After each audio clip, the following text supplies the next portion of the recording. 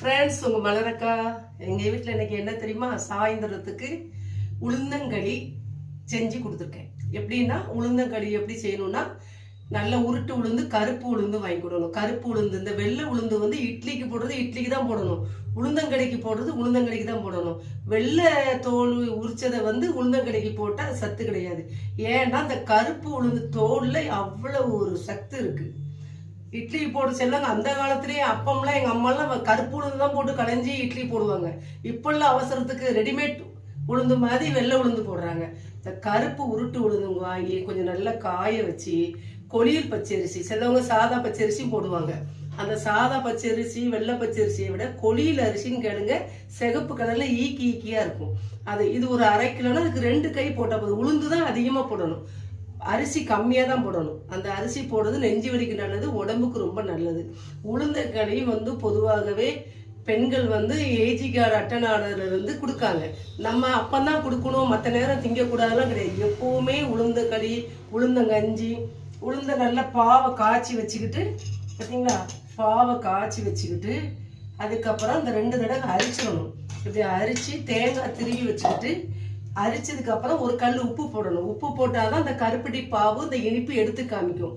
உப்பு இல்லாத பண்டம் குப்பையில இந்த மாதிரி அரிச்சு வச்சுக்கிட்டு, அதுக்கப்புறம் உளுந்த மாவை கட்டிலாம கரைக்கணும். கரைச்சி நல்ல தேங்காய் நல்லா கட்டிலாம வந்ததுக்கு அப்புறம் தேங்காய் போட்டு நல்லா கிண்டி அரைக்கிற வேண்டியதான். ஆனா இப்படி வச்சுக்கிட்டு இந்த ரவுண்ட்ல கட்டில ஊத்திட்டு நல்லெண்ணெய் ஊத்தி சாப்பிடணும். நல்லெண்ணெய் சேர்க்க, நெய் ஊற்றி சாப்பிட்றாதீங்க. நெய் வந்து எதுக்கு சாப்பிடணுமோ அதுதான் சாப்பிடணும். உளுந்தங்களிக்கு நல்லெண்ணெய் தான் நல்லது. ஃப்ரெண்ட்ஸ், இன்னொன்று, நீங்கள் ஆண்களுக்கும் கொடுக்கணும். சின்ன வயசு பிள்ளையிலேருந்தே ஆம்பளைக்கும் கொடுத்தா ரொம்ப நல்லது. பெண்கள் தான் சத்தானதை சாப்பிடணும். பலவீனமானவங்க. ஆண்களும் வயசானவர் சீக்கிரம் கை காலெலாம் ஆடி ரொம்ப பலவீனமாக இருக்காங்க. அம்மா இருக்கிற வரையும் 2 பிள்ளையும் ஒன்று தான். பொம்பளை பிள்ளையும் அம்மாவுக்கு பிள்ளை தான், ஆம்பளை பிள்ளையும் பிள்ளை தான்.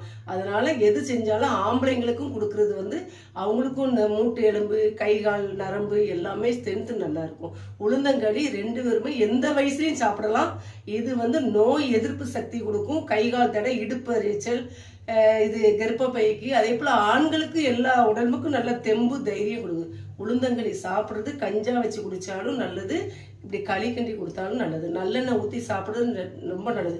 சளி உள்ளவங்க நல்லெண்ணெய் பிடிக்காது, இழப்போர் அப்படின்னா நீங்கள் நல்லெண்ணெய் சேர்க்க வேண்டாம். கருப்பட்டி பாவு எடுத்து உளுந்த மாவு போட்டு திருவி போட்டு ஒரு ஏலக்காய் லேசாக ஒரு சுக்கு போட்டு வச்சு குடிங்க. சூப்பராக இருக்கும் ஃப்ரெண்ட்ஸ். இன்னைக்கு எங்கள் வீட்டில் உளுந்தங்களி ரெடி. நம்ம வீட்டில் என்னதுன்னு சொல்லுங்க. உளுந்தங்களி எப்படி கிண்டுற கரெக்டாக சொன்னா நீங்களும் சொல்லுங்க. சூப்பராக இருக்கும். செஞ்சு பார்த்து சாப்பிடுங்க. தேங்க்யூ.